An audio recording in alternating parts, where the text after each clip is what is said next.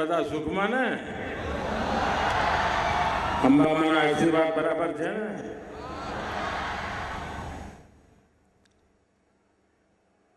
मंच पर विराजमान गुजरात के लोकप्रिय मुख्यमंत्री श्रीमान विजय रूपाणी जी, उप मुख्यमंत्री श्रीमान नितिन भाई पटेल, केंद्र में मंत्रिपरिषद के मेरे साथी, इसी धरती के संतान श्रीमान हरिभाई चौधरी, पुरुषोत्तम भाई रूपाला, गुजरात विधानसभा के अध्यक्ष श्रीमान रमण भाई,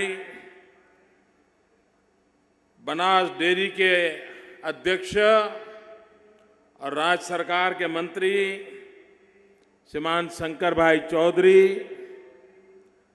भारतीय जनता पार्टी के गुजरात प्रदेश के युवा अध्यक्ष एवं विधायक श्रीमान जीतूभाई वाघाणी, राज्य सरकार में मंत्री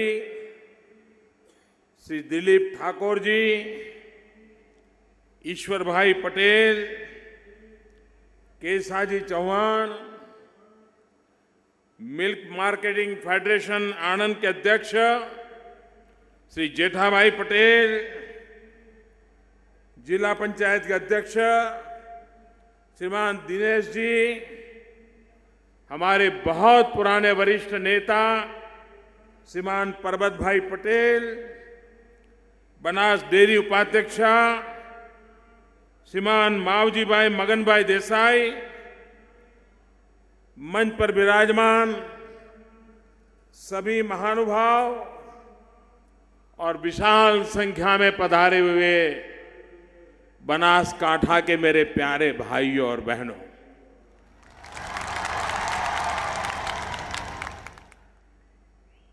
आपको लगता होगा આપણા નરેન્દ્રભાઈ હિન્દીમાં કેમ બોલે છે?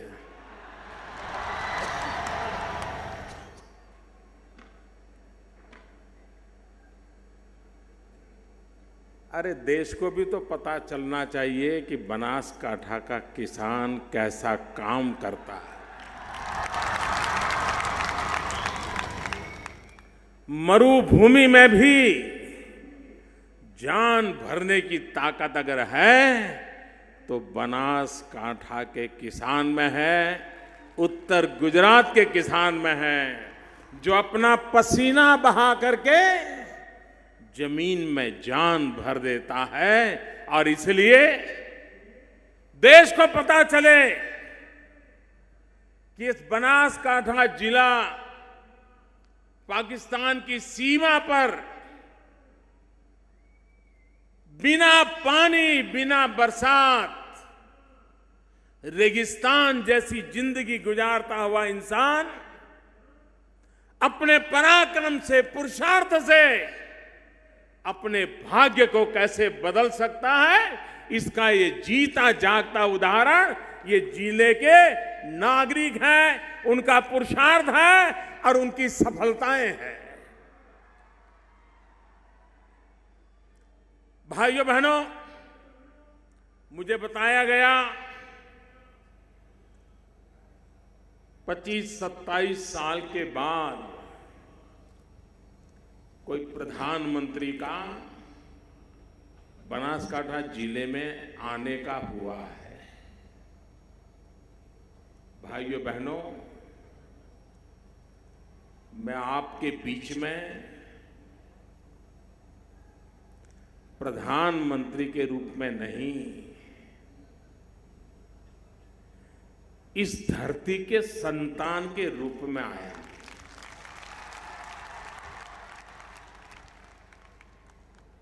इस मिट्टी ने मुझे बड़ा किया है और मैं आज विशेष रूप से आया हूं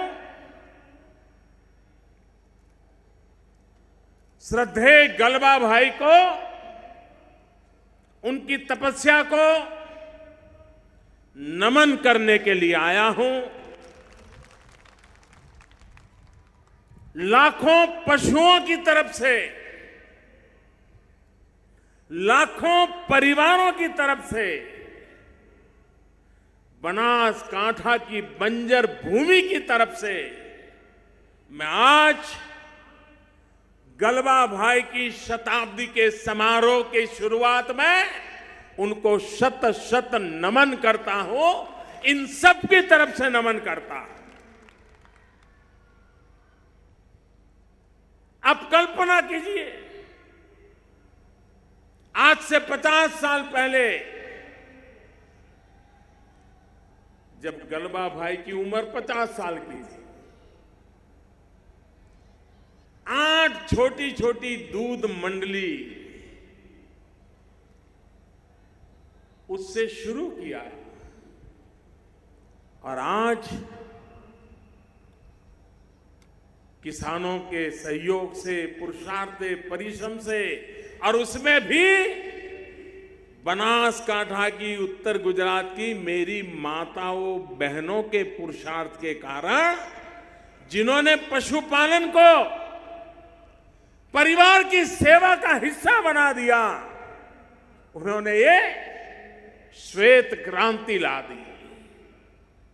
आज बनास डेयरी की भी स्वर्णिम जयंती का अवसर है। ऐसा सुयोग है कि एक तरफ इस महान आंदोलन के जनक, श्वेत क्रांति के जनक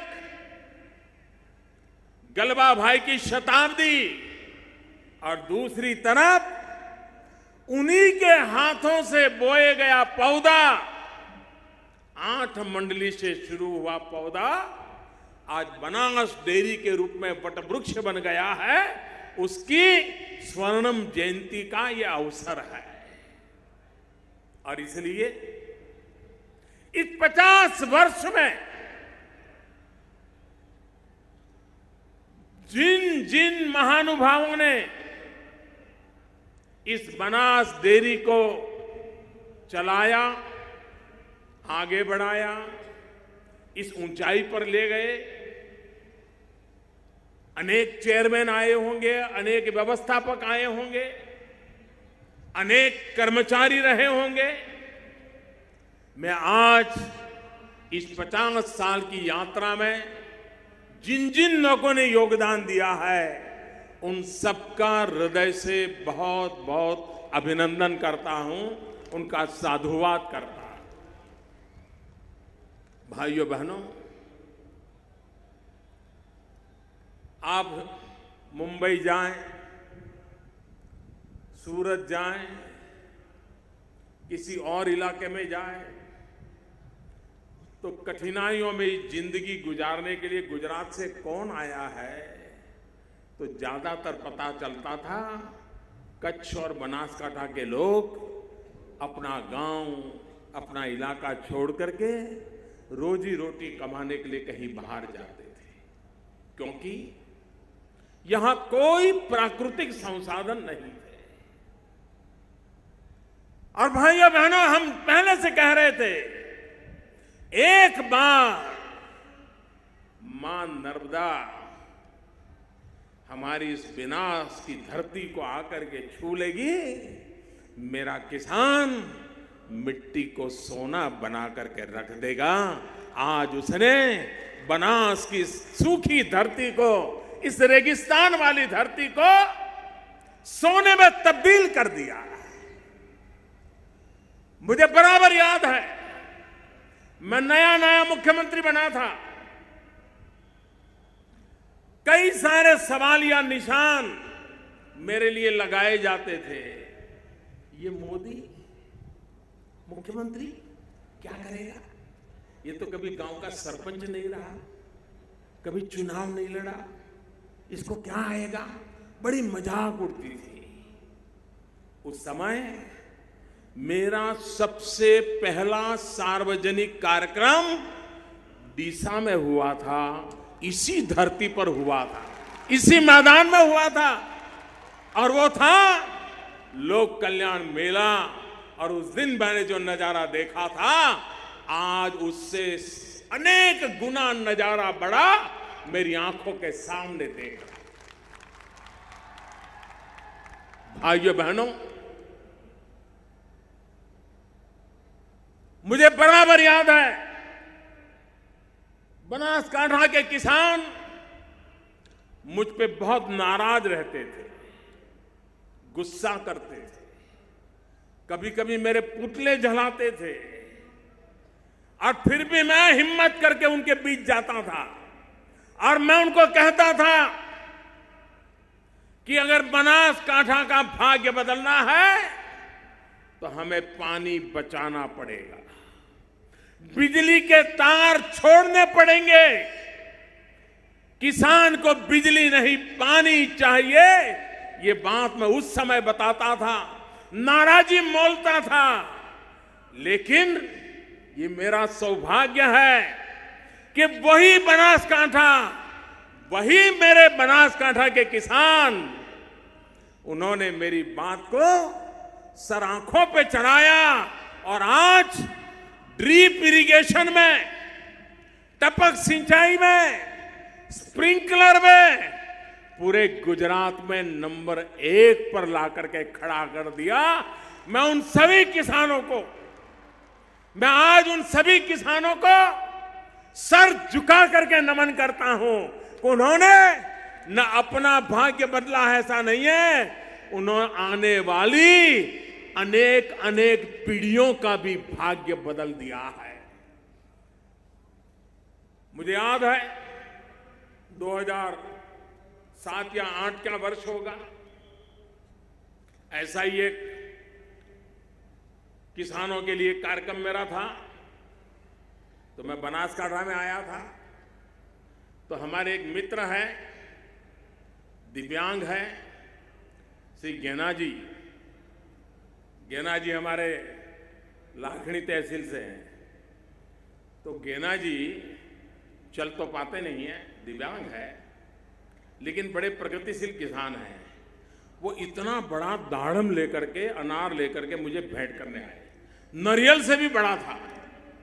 मैं हैरान था, मैंने उनसे पूछा, भाई ये कमाल कैसे किया है आपने? बोले साहब आज तो मेरे खेत में पूरे जिले के लोग देखने के लिए आते हैं, और आप देखना धीरे धीरे दाड़म की खेती में बनासकांठा आगे निकल जाएगा। एक गांव के मेरे गेना जी, सरकारी गोरिया के हैं ना गेना जी, आए होंगे, शायद कहीं बैठे होंगे, हमारे गेना जी कहीं बैठे होंगे। क्या कमाल करके रख दिया भाइयों बहनों। बनासकांठा के किसान ने प्रगतिशील किसान के रूप में अपनी छवि छोड़ी है, और एक दो किसान नहीं, एक आंदोलन खड़ा हुआ है। आज भी बनासकांठा के किसानों ने प्रति हेक्टर आलू की पैदावार का जो रिकॉर्ड किया है, उस रिकॉर्ड को कोई तोड़ नहीं पाया है। ये काम बनासकांठा ने कर दिया। आज बनासकांठा पोटैटो के लिए भी जाना जाने लगा है। भाइयों बहनों, किसान के लिए कुछ चीजें कैसी वरदान होती है। गलबा भाई ने जब डेयरी का काम शुरू किया, जहां पानी ना हो, रेगिस्तान हो, 10 साल में 7 साल अकाल रहता हो, जहां किसान ईश्वर की इच्छा पर ही जिंदगी गुजारता हो, उसके लिए तो आत्महत्या एक ही रास्ता बच जाता था।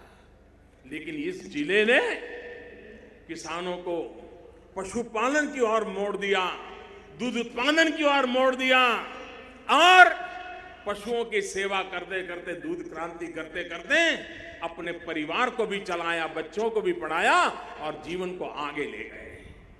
भाइयों बहनों, यही बनासकांठा, यही गुजरात जिसने श्वेत क्रांति का नेतृत्व किया था, आज मुझे खुशी हुई कि बनास डेयरी ने श्वेत क्रांति के साथ साथ स्वीट क्रांति का भी बिगुल बजाया है। जहां श्वेत क्रांति हुई वहां अब स्वीट क्रांति भी होने वाली है।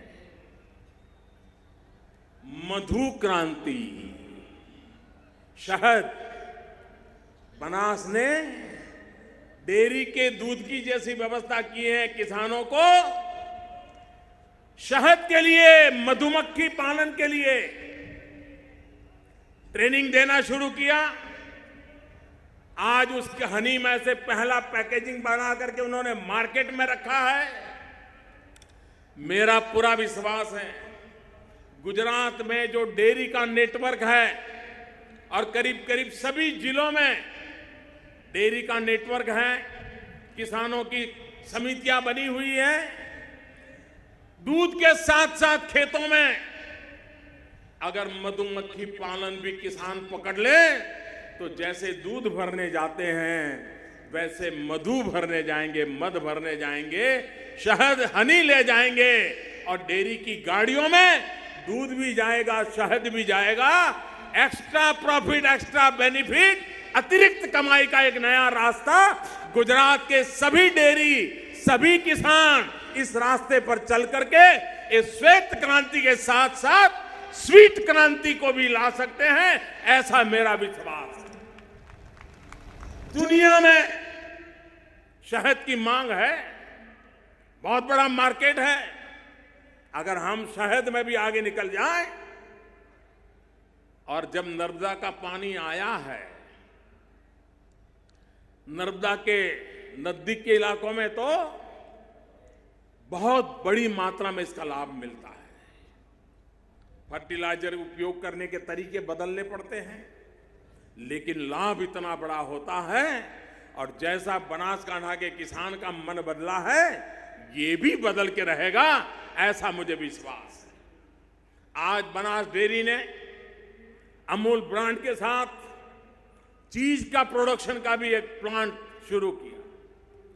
गुजरात में जितनी भी डेयरियां वो चीज के काम से चली हुई हैं, आप हैरान होंगे, दुनिया के कई देश हैं वे अमूल के ब्रांड की चीज मांगते हैं। जितनी पैदावार होती है तुरंत उठ जाती है, लोग ग्राहक मिल जाते हैं। आज उसमें एक इजाफा बनास डेयरी के द्वारा हो रहा है, मैं उनको बधाई देता हूं। एक बहुत बड़ा इनिशिएटिव आज डेयरी ने लिया है, कांकरेज की गाय। इस नस्ल का मूल्य हम जानते हैं, वैज्ञानिक तरीकों ने भी गिर की गाय, कांकरेज की गाय, इसका महत्व स्वीकार किया है। अब A2 मिल्क, जिस कांकरेज की गाय के दूध की एक विशेषताएं हैं, विशेष तत्व हैं, उसको आज उन्होंने मार्केट में रखा है। जो हेल्थ कॉन्शियस लोग हैं, जहां बच्चों को कुपोषण की समस्या है, ऐसे बच्चों के लिए A2 मिल्क, कांकरेजी गाय का A2 मिल्क उनके स्वास्थ्य के लिए उपकारक होने वाला है। ऐसा एक भगीरथ काम भी आज यहां शुरू हुआ है। यहां कांकरेज की नस्ल को बढ़ावा देना, उसमें सुधार करना, उसकी क्षमता में सुधार करना, उसकी पर कैपिटा मिल्क प्रोडक्शन बढ़ाना, उसके लिए भी वैज्ञानिक तरीके चल रहे हैं। मैं बनास में जब आया हूं तब मैं बनास डेयरी से चाहूंगा कि वो एक काम और भी करें, और कर सकते हैं। बनास हो, साबर डेयरी हो, दूधसागर डेयरी हो, ये तीनों मिलकर के भी कर सकते हैं। दो चीजें हम ऐसी पैदा करते हैं हमारे किसान, लेकिन हम सस्ते में बेच देते हैं। और जो हम कैस्टर की खेती करते हैं, दिवेला, एरंडा, 80% खेती हमारे यहां होती है, उसका उत्पादन। उस पर इतनी वैल्यू एडिशन होती है, इतनी प्रोसेस होती है, सारी दुनिया के महत्वपूर्ण टेक्नोलॉजी में, स्पेस शटल की टेक्नोलॉजी में ये कैस्टर के ऑयल से बनी हुई चीजें सबसे सफल रहती है। लेकिन हम जो हैं अभी भी हमारा दिवेला एरंडा जो कहे ऐसे का ऐसा बेच देते हैं। ये बनास, दूधसागर, साबर एक रिसर्च सेंटर बनाए और हमारे किसान जो यहाँ पर कैस्टर पैदा करते हैं, एरंडा पैदा करते हैं, दिवेला पैदा करते हैं, उसमें वैल्यू एडिशन कैसे करें और हमारा ये कीमती संपत्ति पानी के मोल से बाहर चली जाती है उसे हम बचाएं। दूसरा है इसबगोल। इसबगोल की ताकत बहुत बड़ी ताकत है, उसमें बहुत वैल्यू एडिशन हो सकता है। जब कुरियन जिंदा थे तो श्रीमान कुरियन जी को मैंने कहा था कि आप इसबगोल पर वैल्यू एडिशन पर काम कीजिए। उन्होंने प्रारंभ किया था, आइसक्रीम बनाया था इसबगोल का और आइसक्रीम का नाम दिया था इसबकुल। आनंद में शुरुआत की थी उन्होंने उस समय। इतना बड़ा ग्लोबल मार्केट है इसबगोल का, उसके संबंध में भी अगर वैज्ञानिक तरीके से हम काम करें तो बहुत बड़ा बदलाव ला सकते हैं और हमें लाना चाहिए। भाइयों बहनों, इन दिनों पूरे देश में इस बात की चर्चा चल रही है, नोटों का क्या होगा।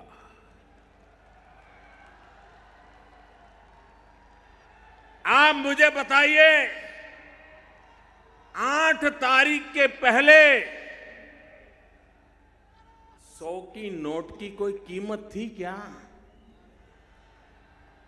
50 की नोट की कोई कीमत थी क्या? 20 की नोट की कोई कीमत थी क्या? छोटे को कोई पूछता था क्या? हर कोई बड़ों को ही पूछता था 1500, 1500, 1500। 8 तारीख के बाद देश देखिए 100 का मूल्य कैसा बढ़ गया, कैसी ताकत बढ़ गई, उसकी जान आ गई। भाइयों बहनों, जैसे 8 तारीख के पहले बड़ों की पूछ होती थी, 1000 और 500 की ही गिनती गिनी जाती थी, 20, 50, 100 को कोई पूछता नहीं था, छोटे की तरफ कोई देखता नहीं था। 8 तारीख के बाद बड़ों की ओर कोई देखने को तैयार नहीं है, सब छोटे के लिए तैयार हो गए हैं। भाइयों, ये फर्क आया है। और जैसे बड़ी नोट नहीं, छोटी नोट की ताकत बड़ी है, बड़े लोग नहीं, छोटे लोगों की ताकत बढ़ाने के लिए ये बहुत बड़ा फैसला मैंने किया।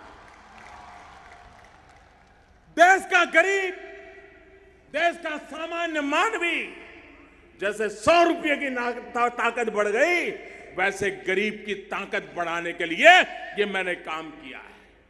आप कल्पना कर सकते हैं भाइयों, आपने देखा होगा कुछ भी खरीद करने जाओ, कच्चा बिल की पक्का बिल, बिल मांगोगे तो छोटा व्यापारी भी कहता है नहीं बिल में लेना है तो दूसरी दुकान पे जाओ, कैश देना है तो ले आओ। ऐसा ही चला। मकान चाहिए, मकान वाला कहता है चेक में इतना, रोकड़े में इतना। अब वो गरीब आदमी रोकड़ा लाएगा कहां से? भाइयों बहनों, इस प्रकार से नोटें छापते गए और देश, उसका अर्थतंत्र ये नोटों के ढेर के नीचे ही दबने लग गया। भाइयों बहनों, मेरी लड़ाई है आतंकवाद के खिलाफ। आतंकवादियों को ताकत मिलती है जाली नोट से, और हम तो सीमा पार क्या हो रहा है सब जानते हैं, पड़ोस में ही रहते हैं। कैसी मुसीबतें हमें झेलनी पड़ी है ये बनासकांठा पाटन जिले के लोग ज्यादा जानते हैं। भाइयों बहनों, जाली नोट के कारोबारी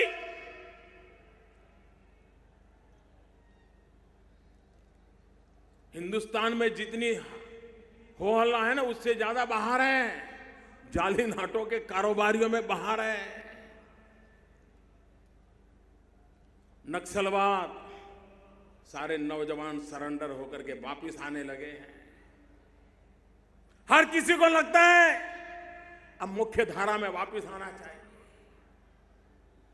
आतंकवादियों को जहां से ताकत मिलती थी उन रास्तों को रोकने में सफल हुए। ये जाली नोट का कारोबार, उसका मृत्युगंठ एक निर्णय से किया है भाई।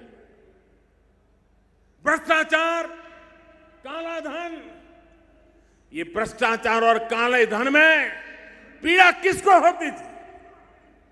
किसी बेईमान को न भ्रष्टाचार से परेशानी थी, न काले धन से परेशानी थी। अरे एक भ्रष्टाचारी को दूसरे भ्रष्टाचारी को कुछ देना भी पड़ता था तो भी देने वाला भ्रष्टाचारी दुखी नहीं था। अगर दुखी कोई था तो इस देश का ईमानदार नागरिक दुखी था। परेशान था तो इस देश का ईमानदार नागरिक परेशान था। 70 साल तक इन ईमानदार लोगों को 70 साल तक इन ईमानदार लोगों को आपने लूटा, आपने परेशान किया, उसको जीना मुश्किल कर दिया। आज मैं जब ईमानदारों के साथ खड़ा हूं तो अब ईमानदारों को भड़काया जा रहा है और मुझे खुशी है। मेरे ईमानदार देश के नागरिकों ने लाखों भड़काने के बावजूद भी सरकार के इस निर्णय का साथ दिया है। मैं 125 करोड़ देशवासियों को सत सत नमन करता हूं कि इतना बड़े काम में उन्होंने मेरी मदद की। भाइयों बहनों, आजकल बड़े बुद्धिमान लोग भाषण सुनाते हैं कि मोदी जी आपने इतना बड़ा निर्णय किया लेकिन हमारे जीते जीते कोई लाभ नहीं मिलेगा, मरने के बाद मिलेगा। भाइयों बहनों, हमारे देश में एक चारवाक ऋषि हो गए। ये चारवाक ऋषि कहते थे ऋणम कृत्वा धृतम पिबेत। वो कहते थे अरे मृत्यु के बाद क्या होने वाला है कौन जाता है, जो मौज करनी है अभी कर लो, जो खाना है खा लो, घी पीना है पी लो, आनंद से जी लो। इस चारवाक की फिलॉसफी को कभी भी हिंदुस्तान ने स्वीकार नहीं किया। हमारा तो देश ऐसा है, बूढ़ा गरीब मां बाप, पैसे बहुत कम हो तो बूढ़ा बाप और बूढ़ी मां बात करते हैं कि ऐसा करो शाम को सब्जी बनाना बंद कर दो, थोड़े पैसे बच जाएंगे तो मरने के बाद बच्चों के काम आ जाएंगे। मेरा देश मरने के बाद मेरा क्या होगा ये कभी चिंता नहीं करता है। मेरा देश मेरे बाद की पीढ़ियों का भला क्या हो ये सोचने वाला देश है। मेरा देश स्वार्थी लोगों का देश नहीं है। मेरे देश का चिंतन सुख के लिए, खुद के सुख के लिए जीने वाला नहीं है। मेरा देश का चिंतन भावी पीढ़ियों के सुख के लिए चलने वाला है। ये नए चारवाक लोग जो पैदा हुए हैं, ऋणम कृत्वा धृतम पिबेत, ये जो बातें करने वाले लोग हैं उनको 50 बार सोचना पड़ेगा। भाइयों बहनों, आपने देखा होगा पार्लियामेंट चल नहीं रही है, चलने दी नहीं जा रही है। हमारे देश के राष्ट्रपति सार्वजनिक जीवन में उतना लंबा अनुभव है, शासन चलाने वाले श्रेष्ठतम लोगों में से हमारे राष्ट्रपति जी रहे हैं। वो अलग राजनीतिक विचारधारा में पले बड़े हैं, लेकिन देश की संसद में जो कुछ भी हो रहा था उससे इतने पीड़ित हो गए, इतने दुखी हो गए कि 2 दिन पहले उनको सांसदों को सार्वजनिक रूप से टोकना पड़ा। विरोध पक्ष को नाम दे करके टोकना पड़ा। और मैं हैरान हूं, सरकार कहती है कि हम चर्चा चाहते हैं, सरकार कहती है प्रधानमंत्री बोलने के लिए तैयार है, सरकार कहती है प्रधानमंत्री आकर के कहने को तैयार है, लेकिन उनको मालूम है उनका झूठ टिक नहीं पाता है और इसलिए वो चर्चा से भागते रहे हैं। और इसलिए लोकसभा में मुझे नहीं बोलने दिया जाता, मैंने जनसभा में बोलने का रास्ता चुन लिया है भाई। और जिस दिन मौका मिलेगा लोकसभा में भी 125 करोड़ देशवासियों की आवाज मैं जरूर पहुंचाने का प्रयास करूंगा। मेरे भाइयों बहनों, मैं विरोधी दल के मित्रों से आज महात्मा गांधी की इस धरती से, सरदार वल्लभ भाई पटेल की इस धरती से सार्वजनिक रूप से आग्रह करना चाहता हूं। जब चुनाव होते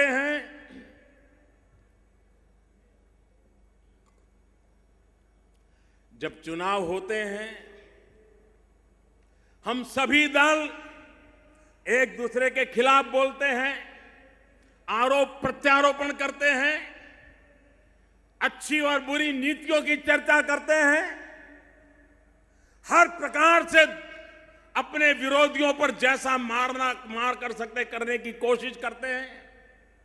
सभी दल करते हैं, भारतीय जनता पार्टी भी करेगी, कांग्रेस भी करेगी, बाकी सब छोटे मोटे दल भी सब करते हैं। लेकिन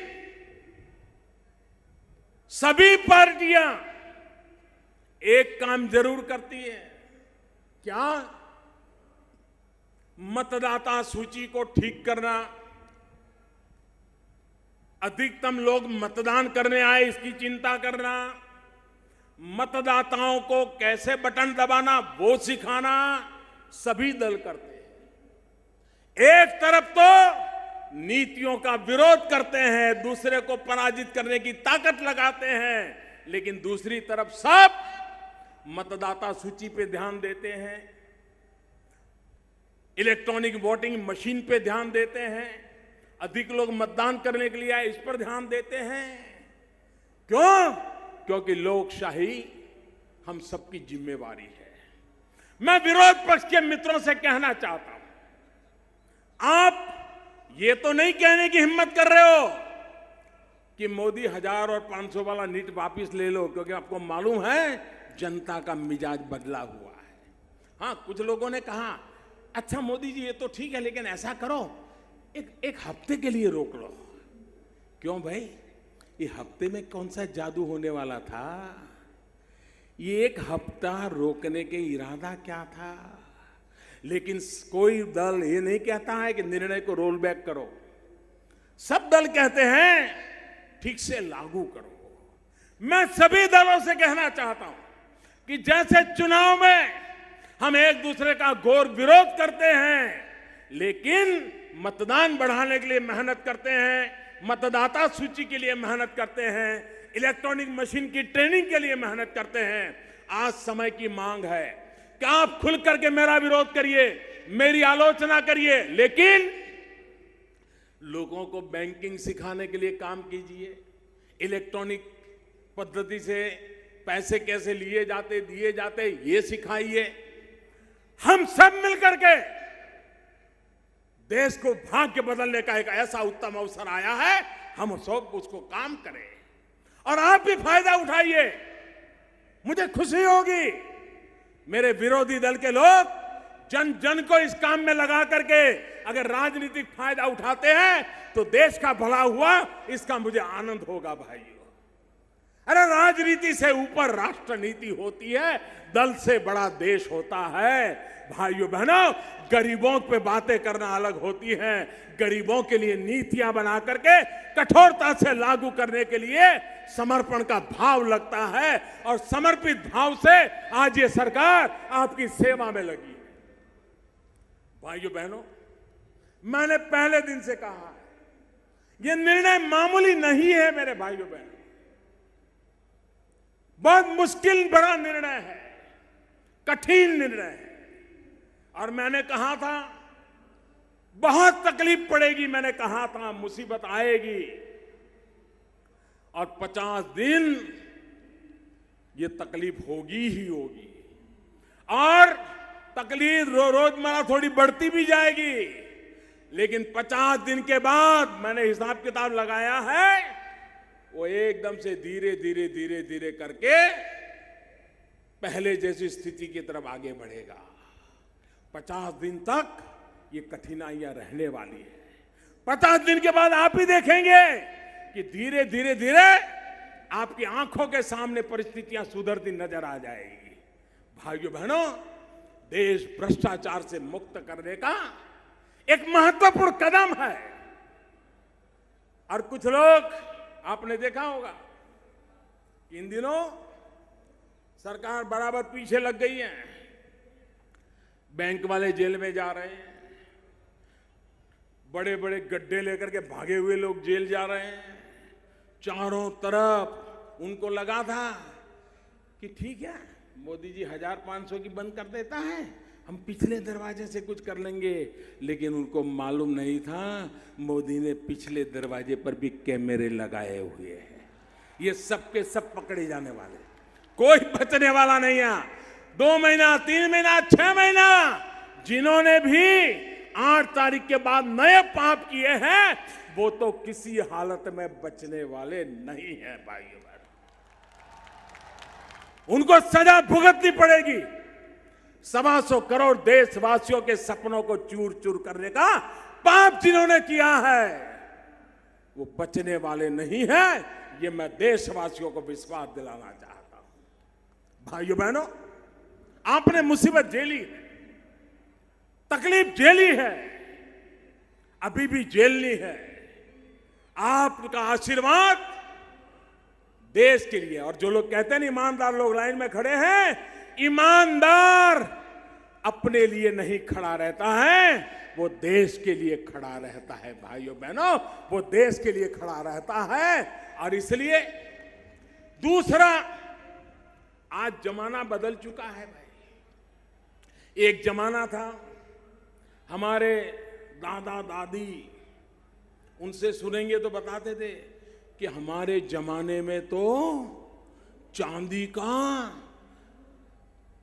गाड़ा पहिड़ा जोड़ो रुपयो तो एम के आपने कि बैलगाड़ी के पहिए जितना बड़ा रुपया चांदी का हम देखते थे, उपयोग करते थे। भाइयों बहनों, ये चांदी के रुपये से बदलते बदलते बदलते कितनी मेटल बदल गई, तांबा आया और आया, न जाने क्या क्या आया, और धीरे धीरे करके हम कागज में चले गए कि नहीं चले गए। अब याद आता है कि चांदी का रुपया होगा तभी रुपया माना जाएगा, याद आता है क्या? अब वो रुपया कागज का भी हमारे जिंदगी का हिस्सा बन गया। कभी चांदी का रुपया हुआ करता था, धीरे धीरे कागज का रुपया आ गया। भाइयों बहनों, अब वक्त बदल चुका है। अब तो आपके मोबाइल फोन में ही आपका बैंक आ गया है, आपका बटवा भी आपके मोबाइल फोन में है। आप चाय पीने जाएं, बटन दबाए, चाय वाले को पैसा पहुंच जाएगा, रिसीट मिल जाएगी। बीच में लोग चेक देते थे, चेक फाड़ते थे, 2 महीने के बाद पता चलता था कि चेक वापिस आया। बाद में केस कोर्ट में जो सबसे ज्यादा केस चलते हैं वो चेक वापिस आने के चलते हैं। आप नौजवानों का धन्यवाद, आपने बहुत बड़ा काम उठाया है, मैं आपको बधाई देता हूं। और बनासकांठा जिले को आप ई बटवा से जोड़ दीजिए। भाइयों, लोगों को ई मोबाइल बैंकिंग से जोड़ने में सफल होंगे, मुझे विश्वास है। भाइयों बहनों, हम जानते हैं कि अब वो कागज की नोटों का भी जमाना पूरा होने जा रहा है। अब तो आपके मोबाइल फोन में आपकी बैंक है। एक बार बैंक में जमा हो गया आपको बैंक में कतार में खड़े रहने की जरूरत नहीं है, आपको एटीएम के बाहर लाइन लगाने की जरूरत नहीं है, आपको टाइम बर्बाद करने की जरूरत नहीं है। अखबार में एडवर्टाइजमेंट आता है, टीवी पर एडवर्टाइजमेंट आता है, आप अपने मोबाइल फोन से अगर आपके पैसे बैंक में पड़े हैं तो आप अपने पैसों का जो खरीदना खरीद सकते हैं। चेक तो बाउंस होता था, इसमें तो जैसे ही पैसे दोगे तो सामने रिसीट आ जाता है, पैसा मिल गया या पैसा पहुंच गया। कोई बाउंस बाउंस होता ही नहीं, वहीं पता चल जाता है कि रुपया गया कि नहीं गया। भाइयों बहनों, हिंदुस्तान दुनिया में तेज गति से आगे जाना चाहता है। ये नोटों के बंडलों के ढेर, ये नोटों के पहाड़ हमारे अर्थतंत्र को दबोच रहे हैं। काले धन और भ्रष्टाचारियों को वो काम आ रहे हैं। गरीब की ताकत कम हो रही है। जैसे 1000 की नोट की कीमत थी, 100 की नहीं थी, अमीर की थी, गरीब की नहीं थी। आज गरीब की भी ताकत बढ़ गई है, 100 के नोट की भी ताकत बढ़ गई है। और अगर आपने ई बटवा कर लिया, बैंकों की कतारें खत्म करके बैंक को ही अपने मोबाइल में ले गए, आपको बैंक की कतार में जाने की जरूरत नहीं, बैंक आपके मोबाइल की कतार में खड़ी हो जाएगी। मैं आपसे आग्रह करता हूं, मैं देशवासियों से आग्रह करता हूं, मैं मीडिया के मित्रों से विशेष प्रार्थना करना चाहता हूं। मोदी की आलोचना करना आपका हक है, आप जरूर कीजिए। कतार में जो खड़े रहे हैं, उनको तकलीफ हो रही है, वो आप दिखाते हैं, मुझे कोई शिकायत नहीं है। लेकिन साथ साथ आप ये भी सिखाइए कि अब कतार में खड़े रहने की जरूरत नहीं है, बैंक आपके मोबाइल फोन की कतार में खड़ा हो जाएगा। बैंक वाला आएगा कि मुझे आपके यहां रख लो। वो दिन आ सकते हैं, टेक्नोलॉजी उपलब्ध है, व्यवस्था उपलब्ध है। भाइयों बहनों, अब देश भ्रष्टाचार सहन नहीं करेगा, अब देश जाली नोट सहन नहीं करेगा, अब देश काला धन सहन नहीं करेगा। गरीबों को लूटने का खेल, मध्यम वर्ग को शोषण करने का खेल अब नहीं चलेगा। और इसलिए मुझे आपके आशीर्वाद चाहिए। खड़े रह करके दोनों हाथ से ताली बजा करके मुझे आशीर्वाद दीजिए। मेरे गुजरात के भाइयों बहनों, मेरे डीसा के भाइयों बहनों, आशीर्वाद दीजिए, पूरे ताकत से आशीर्वाद दीजिए। भारत माता की, भारत माता की, भारत माता की। ये लड़ाई भारत का भाग्य बदलने की है। ये लड़ाई भ्रष्टाचार को खत्म करने की है। ये लड़ाई काले धन का खात्मा बुलाने के लिए है। ये लड़ाई जाली नोटों से देश को मुक्त कराने की है। और उसमें इस बनास की धरती ने मुझे आशीर्वाद दिए। मैं आपका बहुत बहुत आभारी हूं, आपका बहुत बहुत आभारी हूं। फिर से बोलिए, भारत माता की। पूरी ताकत से बोलिए, पूरा देश सुन रहा है। भारत माता की, भारत माता की। बहुत बहुत धन्यवाद।